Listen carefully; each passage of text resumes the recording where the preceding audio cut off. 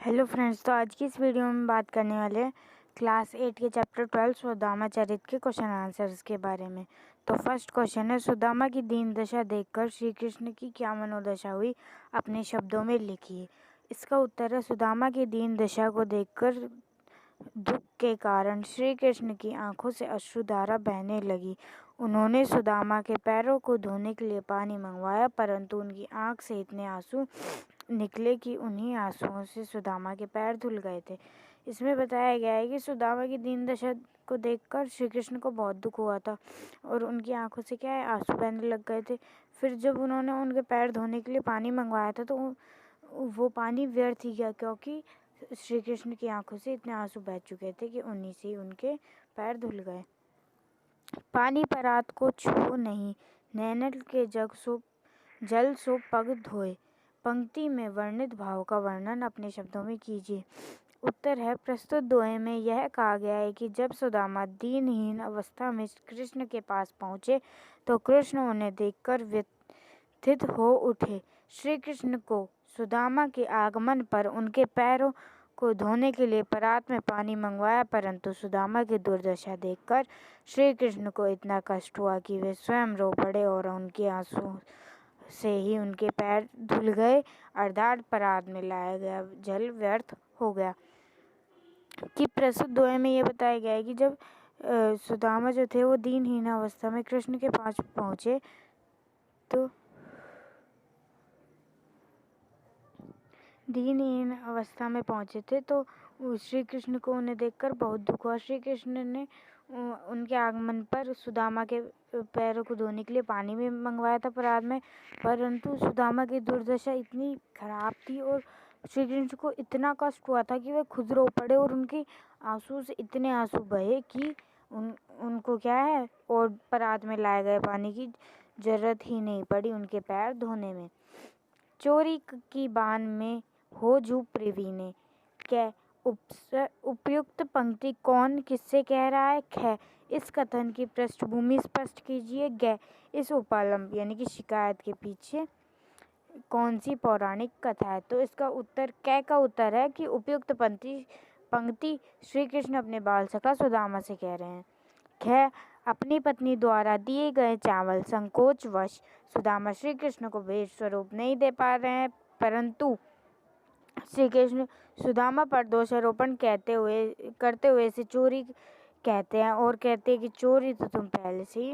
चोरी करने में तो तुम पहले से ही निपुण थे।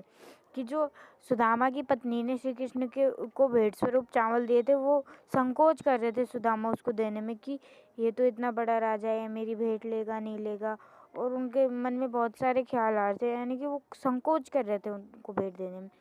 पर श्री कृष्ण ने दोषारोपण यानी कि आरोप लगाते हुए कहा सुदामा से कि ये तो तुम चोरी कर रहे हो और चोरी तो तुम पहले से बहुत अच्छे तरीके से करते हो। बचपन में जब श्री कृष्ण और सुदामा साथ साथ संदीपन ऋषि के आश्रम में अपनी अपनी शिक्षा ग्रहण कर रहे थे, तभी एक बार जब श्री कृष्ण और सुदामा जंगल में लकड़ियाँ एकत्र करने जा रहे थे, तब गुरु माता ने उन्हें रास्ते में खाने के लिए चने दिए थे। सुदामा श्री कृष्ण को बिना बताए चोरी से चने खा लेते। श्री कृष्ण उन्हें उसी चोरी का उपलम्ब सुदामा को देते हैं कि बचपन में जब वो दोनों साथ साथ पढ़ते थे तो एक बार वो लकड़ियाँ इकट्ठी करने गए थे, और जब गुरु माता उन्हें खाने के लिए जो चने दिया करती थी वो केवल श्री कृष्ण ही खा जाते थे।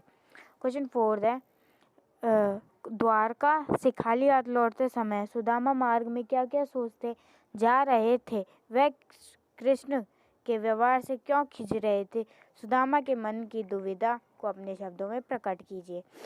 कि द्वारका से खाली हाथ लौटते समय क्या है, सुदामा का मन बहुत ही दुखी था।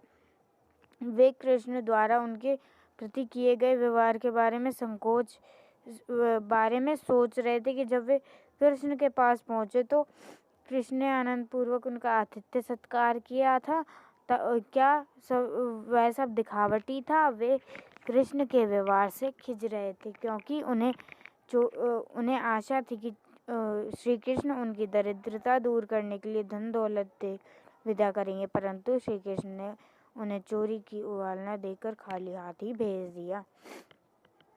द्वारका से लौटते हुए सुदामा का मन क्या है, बहुत दुखी था, और वह कृष्ण के द्वारा किए गए व्यवहार के बारे में बहुत सोच रहे थे कि जब वो आए तो उन्होंने इतना उनका आदर सत्कार किया, पर वो जो है जब वो जा रहे थे तो उन्होंने उन्हें कुछ भी नहीं दिया। क्वेश्चन 5 है, अपने गांव लौटकर जब सुदामा अपनी झोपड़ी नहीं खोज पाए तब उनके मन में क्या क्या विचार आए, कविता के आधार पर स्पष्ट कीजिए। उत्तर है, द्वारका से लौटकर सुदामा जब अपने गांव वापस आए तो अपनी झोपड़ी के स्थान पर बड़े बड़े भव्य महल को देखकर सबसे पहले तो उनके मन भ्रमित हो गया कि कहीं मैं घूम फिर कर द्वारका तो नहीं चला आया। फिर भी उन्होंने पूरा गांव छानते हुए सबसे पूछा, लेकिन उन्हें अपनी झोपड़ी नहीं मिली।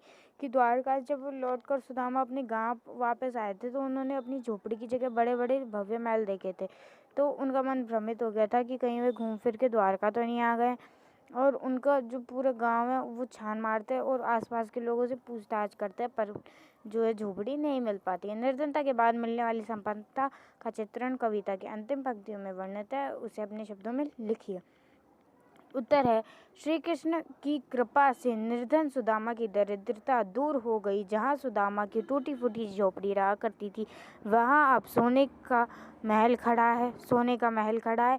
कहाँ पहले पैरों में पहनने के लिए चप्पल नहीं थी वहाँ अब घूमने के लिए हाथी घोड़े, पहले सोने के लिए केवल कठोर भूमि थी और अब शानदार नरम मुलायम बिस्तरों का इंतजाम है। कहाँ पहले खाने के लिए चावल भी नहीं मिलते थे और आज प्रभु की कृपा से मनचाही चीज उपलब्ध है, परंतु वे अच्छी नहीं लगती। कि श्री कृष्ण की कृपा से जो सुदामा की निर्धनता दूर हो गई थी उसको स्पष्ट किया है कि कहाँ तो उनकी टूटी फूटी झोपड़ी थी, उसकी बजाय इतना बड़ा महल आ गया था। और जहाँ उनके पास चप्पल तक नहीं होती थी वहाँ उन्हें चप्पल पैरों से चलने की ज़रूरत ही नहीं पड़ती। और जहाँ उन्हें सोने के लिए आराम करने के लिए कठोर भूमि थी वहाँ पर नरम मुलायम बिस्तर थे। और कभी तो उनके खाने के भी यानी कि खाने के लिए भी उन्हें चावल भी नहीं मिला करते थे। और आज प्रभु की कृपा से क्या है, जो चाहे वो चीज़ वो खा सकते हैं, पर वो उन्हें अच्छी ही नहीं लगती। पानी परात को छुओ नहीं, नैनल के जल सो पग दो। ऊपर लिखी गई पंक्ति को ध्यान से पढ़िए, इसमें बात को बहुत अधिक बड़ा चढ़ाकर चित्रित किया गया है। जब किसी बात को इतना बड़ा चढ़ाकर प्रस्तुत किया जाता है तो वहाँ पर अतिशयोक्ति अलंकार होता है। आप भी कविता में से एक अतिशयोक्ति अलंकार का उदाहरण छाटिए। इसका उत्तर है, कह वह टूटी सी छानी हती, कह कंचन की अब धाम सुहावत। यहाँ अतिशयोक्ति अलंकार है, टूटी सी झोपड़ी के स्थान पर अचानक कंचन के महल होना अतिशयोक्ति है। सो गाइस, यही थी हमारी वीडियो। अगर आपको पसंद आए तो प्लीज़ लाइक शेयर करना ना भूलें और चैनल को भी कर ले सब्सक्राइब, ताकि आपको नई नई वीडियोस मिलती रहे। तब तक के लिए गुड बाय और इंतज़ार कीजिएगा नेक्स्ट वीडियो का।